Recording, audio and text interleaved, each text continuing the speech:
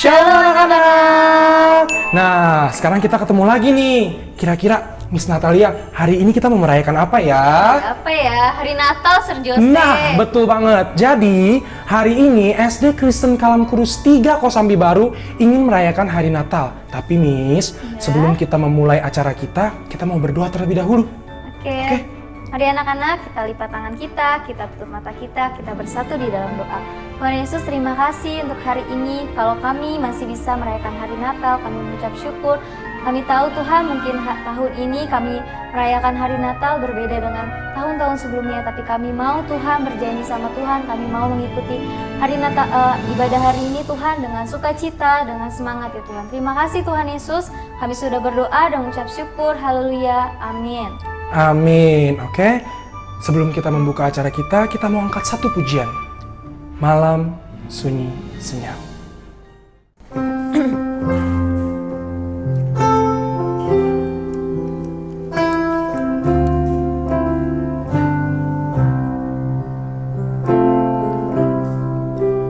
Malam sunyi senyap, bintang-bintang cemerlang, tak terdengar suara, bawa kabar senang. Yesus Juru Selamat datang di Betlehem. Yesus Juru Selamat datang di Betlehem.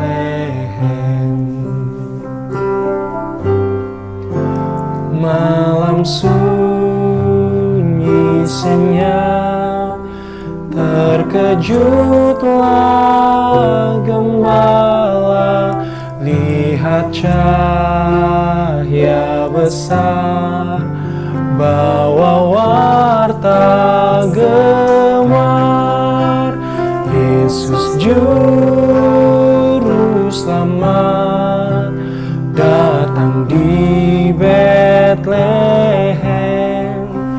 Yesus Juru Selamat datang di Betlehem.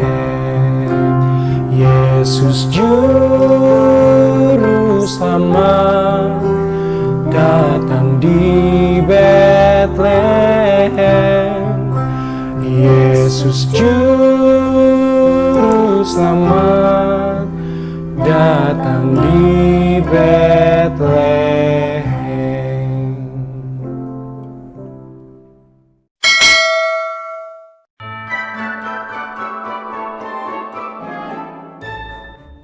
Halo? Hah? Mama mau kirim hadiah lagi? Asik! Oke deh, Ma. Oke, aku tunggu hadiahnya ya, Ma. Oke, bye. Yes! Aku mau dikirimin hadiah lagi. Tahu nggak? Setiap kali Natalan, aku pasti dapat banyak banget hadiah. Kalau kamu, gimana? Kamu dapat banyak hadiah kayak aku juga nggak? Kamu tuh ya, sukacita Natal itu bukan tentang seberapa banyak hadiah yang kita terima, tapi tentang kelahiran Tuhan dalam hidup kita. Itu loh sukacita terbesarnya, seperti lagu berikut ini.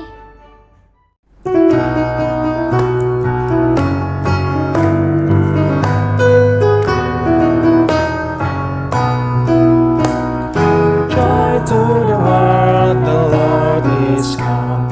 Let earth receive her King.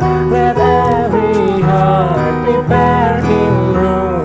And heaven and nature sings, and heaven and nature sings, and heaven and nature sings. Hai dunia, gembiralah dan sambut rajamu.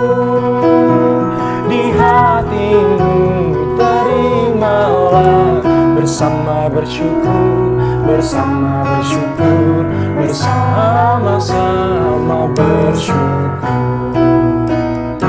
Joy to the world, the Lord is come. Let all receive her King. Let every heart prepare him room. And heaven and nature sings, and heaven and nature sings, and heaven and nature sings, and heaven nature sings, and heaven nature sings.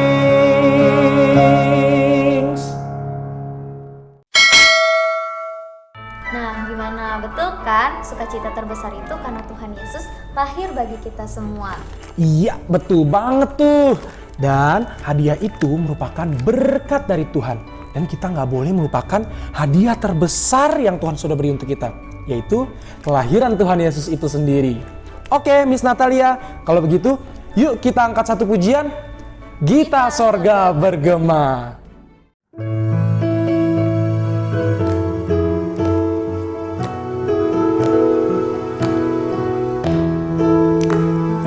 Gita sorga bergema, lahir Raja mulia, damai dan sejahtera turun dalam dunia. Bangsa-bangsa bangkitlah dan bersoraklah serta bermaklumkan kabar baik, lahir Kristus terang ajaib.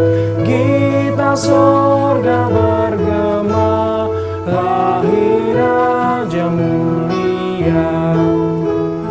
Yang di sorga disembah, Kristus Raja yang bakal lahir dalam dunia. Dan Maria bundanya dalam daging dikenal, firman Allah yang kekal dalam anak yang kecil, nyatalah Immanuel. Gita sorga bergema, lahir Raja mulia.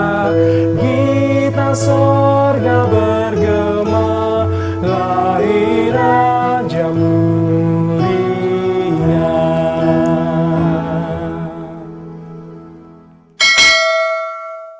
Oke anak-anak, sebentar lagi kita akan mendengarkan firman Tuhan. Tapi sebelum kita mendengarkan firman Tuhan, kita mau angkat satu pujian karena cinta.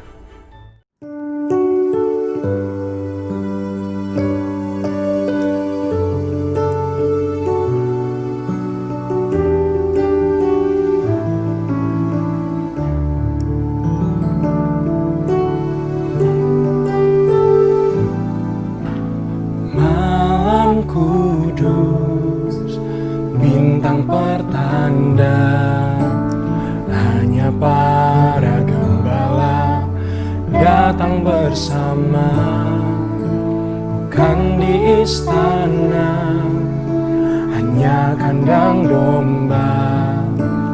Bayi Yesus telah lahir, mari sambutlah Dia.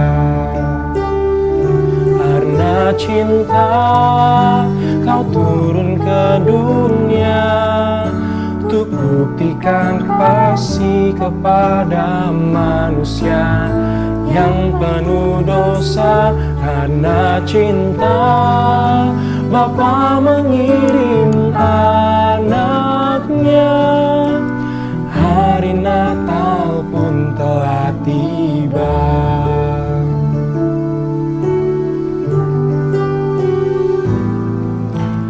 Yang ku pinta bukanlah harta, hati yang sederhana lebih berharga.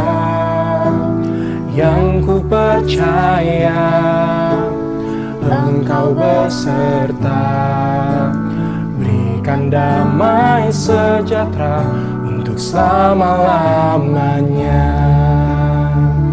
Karena cinta kau turun ke dunia, untuk buktikan kasih kepada manusia yang penuh dosa.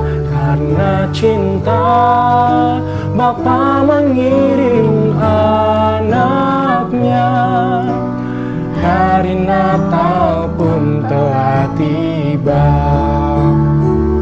Karena cinta Kau turun ke dunia untuk buktikan kasih kepada manusia yang penuh dosa. Karena cinta Bapa mengirim anaknya.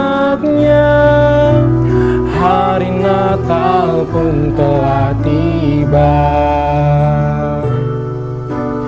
Hari Natal pun telah tiba. Hari Natal pun telah tiba.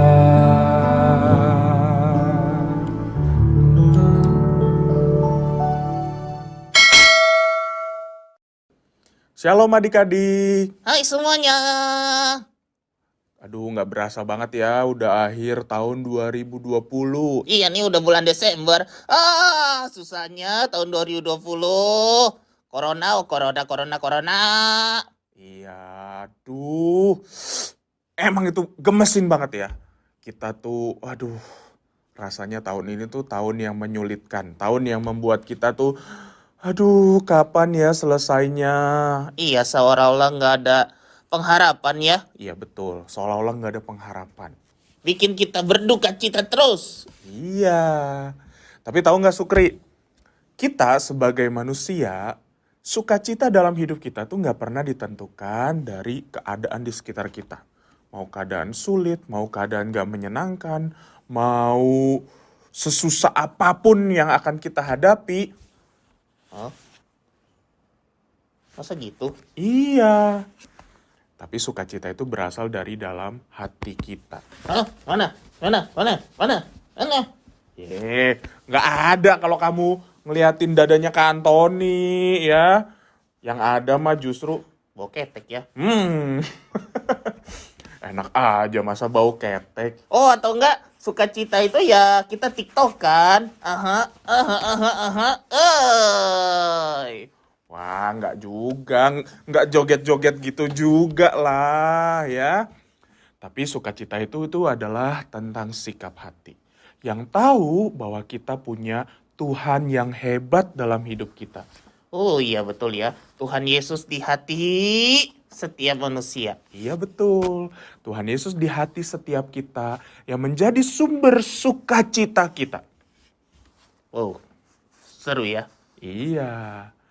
Nah Sukri, Kak Antoni nanti mau cerita nih tentang bagaimana Tuhan Yesus menjadi juru selamat kita. Dialah juru selamat kita. Dialah Allah yang sangat mengasihi kita. Meskipun dia tahu betapa hancurnya, betapa menyedihkannya hidup kita. Ah iya sih. Memang kalau aku lihat-lihat hidup manusia itu banyak yang menyedihkan. Pokoknya susah lah. Nah itu, ya sebenarnya itu ada masalahnya Sukri. Nah Tuhan datang untuk memberikan sukacita yang sejati kepada manusia. Bukan sekedar menghilangkan yang namanya kesusahan, menghilangkan yang namanya kejahatan, enggak. Tapi ada akar masalahnya yang Tuhan beresin. Apa itu? Apa itu? Nah, penasaran kan? Kamu penasaran kan? Iya, aku penasaran banget. Iya. Ya udah. Kak Antoni mau cerita, kamu pamit dulu dong sama teman-teman. Oke guys, selamat Natal ya. Ingat, di Natal yang berbeda ini, biar kamu tetap bersuka cita. Dan ingat, Tuhan Yesus mengasihimu, karena dialah juga juru selamatmu. Ya, oke. Bye! Nah, Kak Antoni mau jelasin seperti ini adik-adik. Ya. Kita tahu bahwa kita telah jatuh dalam dosa. Ya. Nih seperti slide ini. Hidup kita gelap, hitam, ya. Seolah-olah tidak ada harapan. Ya memang dosa menunjukkan bahwa tidak ada harapan dalam hidup manusia. Namun sayangnya manusia itu seringkali berpikir bahwa dia bisa menyelamatkan dirinya sendiri. Dia melakukan berbagai macam cara supaya bisa selamat. Contoh ya, misalkan kita melakukan perbuatan baik kepada banyak orang ya. Kita punya uang kita berikan kepada siapa saja dan kita pikir dengan uang yang kita punya itu bisa membuat kita bisa membereskan masalah dosa kita. Nggak bisa ya. Atau kita berupaya untuk membantu banyak orang ya, melakukan kebaikan kepada siapapun tanpa lihat status ya, tanpa lihat apakah orang ini menyenangkan atau tidak. Wah, pokoknya baik banget, membantu sana sini ya, pokoknya ringan tangan sekali. Apakah bisa menyelamatkan kita dari dosa? Nggak bisa juga ya. Atau ada orang yang berpikir, oke lah aku akan membaca Alkitab ya. Aku akan pelajari Alkitab, aku akan mengerti Alkitab, aku akan berusaha benar-benar menghafal Alkitab. Ya, karena aku tahu di Alkitab itu ada cerita tentang Tuhan. Tapi apakah hanya dengan membaca Alkitab kita bisa diselamatkan? Atau kita bisa membereskan masalah dosa? Nggak bisa. Coba kamu lihat ya, apa yang dilakukan oleh ahli Taurat dan orang Farisi. Mereka tahu Alkitab, tapi apa nyatanya? Mereka justru malah menyalibkan Tuhan Yesus. Lalu apa lagi?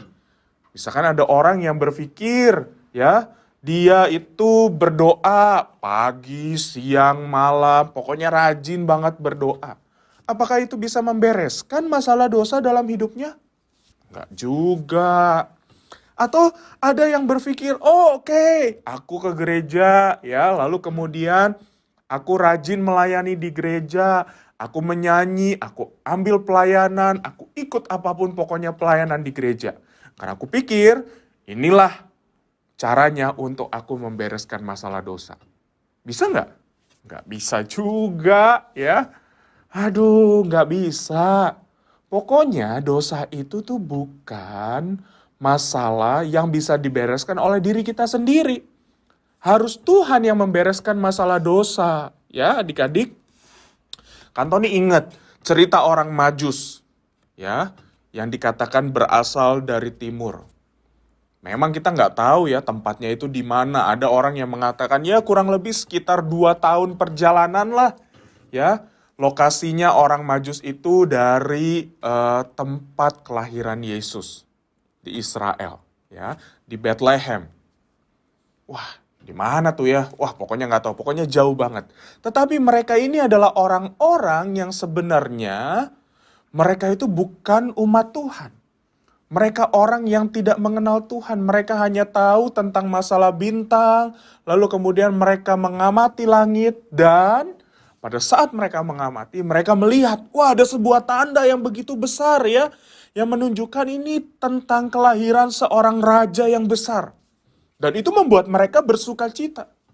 Bukan hanya bersuka cita, tetapi mereka mau jauh-jauh melakukan perjalanan. Yang berat, yang tidak mudah. Kalau sekarang kan gampang, kita bisa naik pesawat, dalam waktu beberapa jam kita sudah sampai di lokasi yang sangat jauh. Tapi dulu mereka harus melakukan perjalanan yang cukup menyulitkan, yang penuh bahaya. Dan itu kurang lebih dilakukan selama 2 tahun. Dan mereka hanya berfokus kepada tanda bintang itu. Ya. Dan apa yang mereka alami pada saat mereka berjumpa dengan Tuhan. Dikatakan bahwa mereka itu bersuka cita. Ya. Mereka itu lalu kemudian mempersembahkan emas, kemenyan, dan mur sebagai tanda bahwa inilah raja. Raja yang besar yang telah lahir ke dalam dunia. Mereka tahu bahwa raja ini adalah Mesias.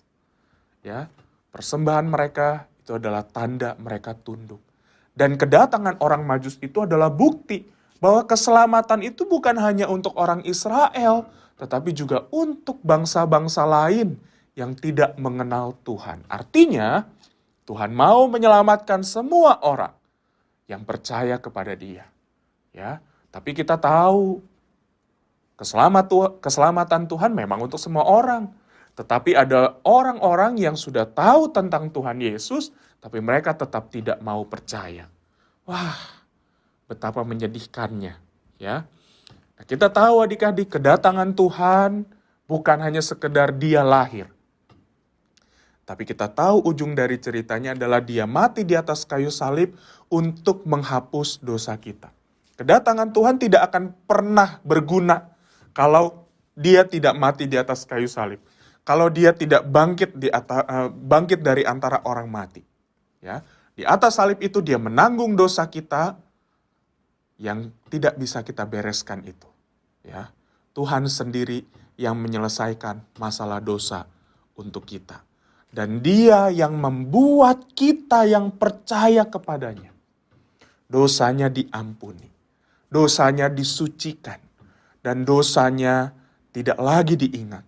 Dikatakan bahwa, wah dosanya tuh dibuang. Dilempar.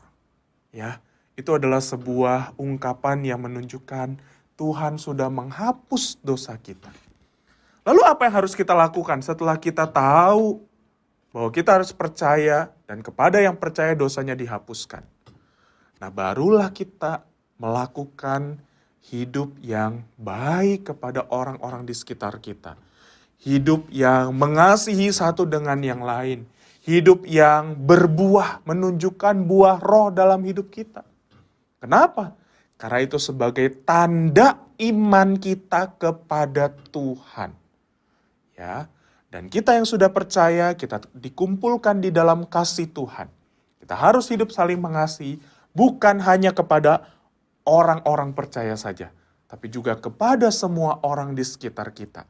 Sehingga mereka tahu bahwa ada Kristus di dalam hidup kita yang menyelamatkan kita. Nah, adik-adik, sekarang ketika engkau sudah tahu cerita tentang Tuhan Yesus, maukah engkau belajar percaya kepada Dia? Maukah engkau sungguh-sungguh hidup mengasihi Dia di dalam hidupmu hari demi hari? Banyak orang yang mengaku, oh aku percaya sama Tuhan, aku mengasihi Tuhan. Tapi hidupnya tidak menunjukkan bahwa dia adalah orang percaya. Kita harus bertanggung jawab dengan hidup kita. Dan kita harus menunjukkan hidup kita yang baik, yang mengenal Tuhan dalam hidup kita sehari-hari. Bagaimana kita mengasihi sesama, apalagi musuh kita. Kenapa? Karena Tuhan mengasihi kita yang dulu adalah musuhnya. Dan dia mau supaya kita bertobat dan percaya kepada Tuhan. Kiranya Tuhan menolong kita, biar firman ini boleh menjadi berkat buat kita. Yuk kita berdoa. Tuhan, terima kasih Engkau sudah mau datang ke dalam dunia, mencari kami orang-orang berdosa, yang dimana seringkali kami tidak mau mengakui dosa kami. Atau bahkan kami lebih memilih untuk meninggalkan Tuhan, lari jauh dari Tuhan. Tapi Tuhan justru tetap berlari mencari kami. Dan akhirnya kami menyadari bahwa kasih Tuhan begitu besar dalam hidup kami. Dan kami mau percaya kepada Tuhan. Karena kami tidak bisa membereskan masalah dosa kami sendiri. Tapi kami perlu pertolongan Tuhan. Berkatilah setiap kami. Dan tolonglah setiap anak-anak-Mu. Supaya mereka belajar mengenal Tuhan, mencintai Tuhan, dan hidup sungguh-sungguh sebagai umat Tuhan yang mengasihi Tuhan dan mengasihi sesama, sehingga hidup mereka boleh menjadi berkat. Terima kasih ya Tuhan. Hanya dalam nama Tuhan Yesus kami berdoa. Amin.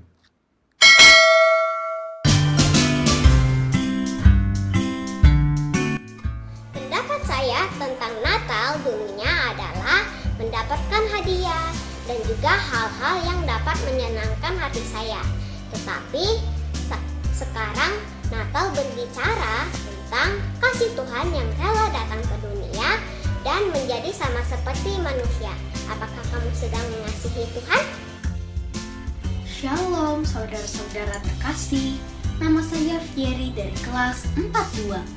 Yang saya pikirkan ketika mendengar kata Natal adalah hari yang sangat kudus, di mana Juru Selamat Tuhan kita, Yesus Kristus, lahir ke dunia di kota Bethlehem untuk menyelamatkan kita semua, umat percaya, dan memberi kita damai sejahtera. Haleluya, amin. Natal adalah kabar gembira, kelahiran Yesus, Tuhan kita, dan banyak hadiah.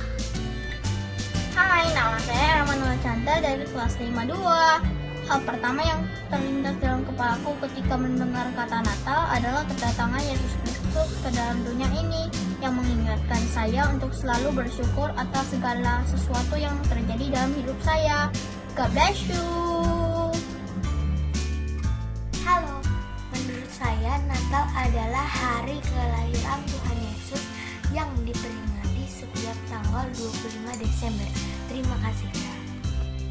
Jadi bagi saya Natal itu adalah waktu di mana keluarga berkumpul, menghabiskan waktu bersama, bersuka cita, senang-senang. Tetapi Natal juga berarti di mana Tuhan Yesus datang ke bumi untuk menebus dosa manusia dan memberitakan mukjizat-mukjizat. Sekian dari saya. Selamat Natal. Natal membawa sukacita karena Juru Selamat telah lahir. Natal adalah bukti kasih Allah kepada kita. Halo semuanya, saya Albert dari kelas 63. Nih, ketika mendengar kata Natal, saya sangat gembira karena Natal adalah kelahiran Yesus Kristus, Sang Juru Selamat kita semua. Dan juga di mana-mana terlihat hiasan berwarna-warni. Ada merah, kuning, hijau, dan lain-lain. Juga ada banyak kado dan pohon Natal yang bagus dan indah. Saya sangat menyukainya. Terima kasih.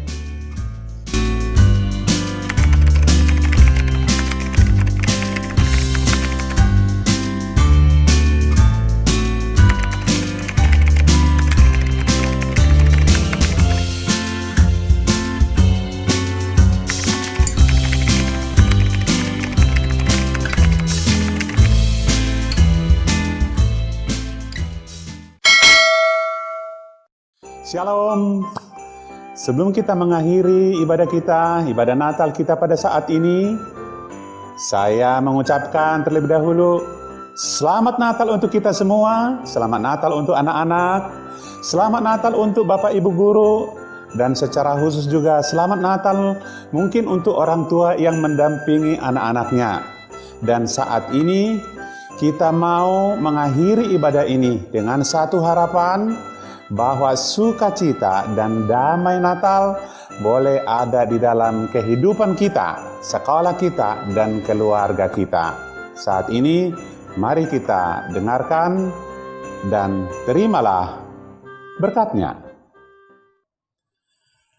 Kasih karunia daripada Allah Bapa, damai Natal, damai daripada Tuhan Yesus Kristus, serta persekutuan, kekuatan daripada Allah Roh Kudus tinggal tetap di antara kamu, hari ini, esok, dan sampai selama-lamanya. Amin. Kami dari SD Kristen Kalam Kudus 3 mengucapkan Selamat Hari Natal, Tuhan Yesus memberkati.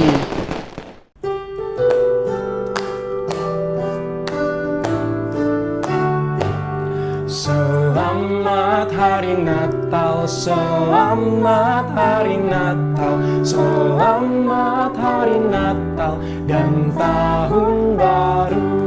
Selamat Hari Natal, selamat Hari Natal, selamat Hari Natal dan Tahun Baru. Salam bagimu sekalian. Selamat Hari Natal dan Tahun Baru. We wish you a Merry Christmas. We wish you a Merry Christmas. We wish you a Merry Christmas and Happy New Year. We wish you a Merry Merry Christmas. We wish you Merry Christmas. We wish you Merry Christmas and Happy New Year. Good tidings to you wherever you are.